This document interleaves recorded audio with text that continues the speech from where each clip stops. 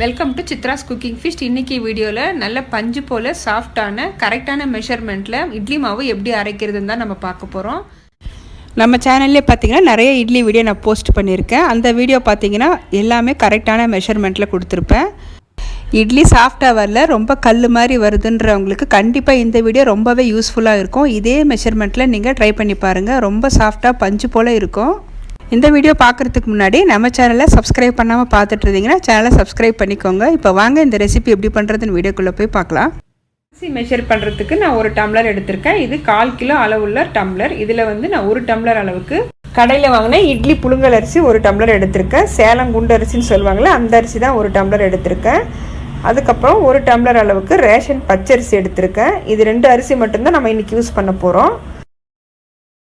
அரிசி நல்லா 3 to 4 தடவை வாஷ் பண்ணிவிட்டு நல்ல தண்ணி விட்டு 1 டீஸ்பூன் அளவுக்கு வெந்தயம் சேர்த்துட்டு குறைஞ்சது ஒரு 5 மணி நேரம் ஊற வச்சுக்கோங்க. க்ளோஸ் பண்ணிக்கலாம்.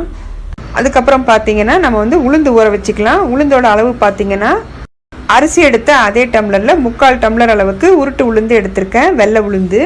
இதே நம்ம கிரைண்டரில் அரைக்கிறதா இருந்தால் 2 டம்ளர் அரிசிக்கு 1/2 டம்ளர் அளவுக்கு உளுந்து சரியாக இருக்கும். நம்ம மிக்சியில் அரைக்கிறதால ஒரு 3/4 டம்ளர் அளவுக்கு நம்ம உளுந்து சேர்த்துக்கலாம். தண்ணி சேர்த்து உளுந்தை ஒரு தடவை மட்டும் வாஷ் பண்ணி எடுத்துக்கோங்க. உளுந்தில் அந்த பிசுபிசுப்பு தன்மை அப்படியே இருக்கணும். அப்போ தான் நமக்கு உளுந்து ஆட்டும் போது நல்லா உபரியாகி வரும். இப்போ அதே டம்ளரில் பார்த்தீங்கன்னா 1/2 டம்ளர் அளவுக்கு வெள்ளை அவல் எடுத்திருக்கேன், பேப்பர் அவல் தான் எடுத்திருக்கேன். இப்போ இதையும் வாஷ் பண்ணி நம்ம தண்ணி விட்டு ஊற வச்சுக்கலாம். அரிசி உளுந்து அவல் எல்லாமே ஊறினதுக்கப்புறம் பார்க்கலாங்க. இப்போ பார்த்தீங்கன்னா 5 மணி நேரம் ஆகிருக்கு. எல்லாமே நல்லா ஊறி வந்திருக்கு. அரிசி ஒரு தடவை நான் க்ளீன் பண்ணி எடுத்துக்கிறேன். அரிசியில் கல் ஏதாவது இருக்கும், நம்ம செக் பண்ணிவிட்டு அதுக்கப்புறம் நம்ம மிக்ஸி ஜாரில் சேர்த்துட்டு நல்லா நைஸாக அரைச்சி எடுத்துக்கலாம். இப்போ நான் எடுத்துருக்கிற இந்த அரிசியோட அளவு பார்த்திங்கன்னா ஒரு 3 பேருக்கான இட்லி மாவு மெஷர்மெண்ட்டு தான். இப்போ நான் சின்ன மிக்ஸி ஜாரில் அரைச்சி எடுத்துக்கிறேன். நீங்கள் கிரைண்டரில் கூட அரைச்சிக்கலாங்க. சின்ன ஜாரில் அரைக்கும் போது மாவு பார்த்திங்கன்னா நல்லா நைஸாக அரைப்பட்டு வரும். உளுந்து பாருங்கள் எந்த அளவுக்கு வெண்ணெய் மாதிரி அரைச்சி எடுத்துருக்கேன். உளுந்து நான் 2 ட்ரிப்பாக அரைச்சி எடுத்துக்கிறேன். இப்போ அடுத்தது அரிசி சேர்த்துக்கிறேன். கொஞ்சம் கொஞ்சமாக சேர்த்து நம்ம அரைச்சி எடுத்துக்கலாம். ஒரு 3 தடவை நான் அரைச்சி எடுத்துக்கிறேன். கடைசியாக அவளும் அரைச்சி எடுத்தாச்சு. மிக்ஸி ஜாரில் கொஞ்சம் தண்ணி விட்டு நான் கலந்துக்கிறேன். 1 டீஸ்பூன் அளவுக்கு கல் உப்பு சேர்த்துட்டு நல்லா கை வச்சு 1 நிமிஷத்துக்கு நல்லா கலந்துக்கோங்க. அப்போ தான் மாவு பார்த்திங்கன்னா நல்லா பொங்கி வரும்.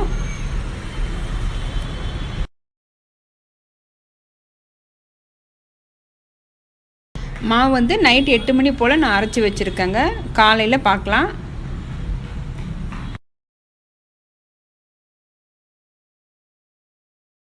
இப்போது அடுத்த நாள் காலையில் பாருங்கள் மாவு எந்த அளவுக்கு பொங்கி வந்திருக்கு. நல்லா சூப்பராக பொங்கி வந்திருக்கு. நம்ம மாவு எடுக்கும் போதே நமக்கு தெரியும், கரண்டியில் லேசாக எடுக்க வருது. இந்த பதம் கரெக்டாக இருக்குது. நம்ம இந்த மாவில் சோடா எதுவுமே சேர்க்க தேவையில்லைங்க. ரொம்ப சாஃப்டாக சூப்பராக வரும்.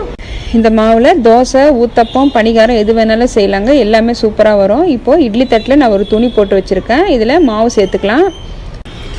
இட்லி பாத்திரத்தில் தண்ணி காஞ்சிக்கிட்டு இருக்குங்க. நம்ம இட்லி பிளேட்டை வைக்கிறதுக்கு முன்னாடி இட்லி பாத்திரத்தில் தண்ணி நல்லா சூடாக கொதிக்கணும். அப்போ தான் நம்ம இட்லி பிளேட்டு உள்ளே வைக்கணுங்க. சின்ன சின்ன டிப்ஸை நீங்கள் ஃபாலோ பண்ணி இட்லி செஞ்சாலே சூப்பராக வரும். இப்போ க்ளோஸ் பண்ணி வைக்கலாம். ஒரு 10 நிமிஷம் வேகட்டும். இப்போ ஒரு 10 நிமிஷம் ஆயிருக்கு. இட்லி பாத்திரத்தை ஓப்பன் பண்ணிக்கலாம். இட்லி பாருங்கள் நல்லா சாஃப்டாக வெந்து வந்திருக்கு. நல்லா பஞ்சு போல் இருக்குது பாருங்கள். நமக்கு இட்லி பார்த்திங்கன்னா துணிலையும் ஒட்டாது. நீங்கள் இதே மெஷர்மெண்ட்டை யூஸ் பண்ணி இட்லி செஞ்சு பாருங்கள். இட்லி ரொம்பவே சாஃப்டாக வரும். இப்போது நான் இட்லி எல்லாமே ஹாட் பாக்ஸ்க்குள்ளே மாற்றிக்கிறேன். என்னோட இந்த வீடியோ உங்களுக்கு பிடிச்சிருந்ததுன்னா வீடியோக்கு லைக் பண்ணுங்கள். மறக்காமல் நம்ம சித்ராஸ் குக்கிங் ஃபீஸ்ட் சேனலை சப்ஸ்கிரைப் பண்ணிவிட்டு பெல் பட்டனை ப்ரெஸ் பண்ணி ஆளுங்கிற ஆப்ஷனை கிளிக் பண்ணி வச்சுக்கோங்க. அப்போ தான் நான் போடுற வீடியோஸ் உங்களுக்கு தொடர்ந்து நோட்டிஃபிகேஷனாக வரும். தேங்க்ஸ் ஃபார் வாட்சிங்.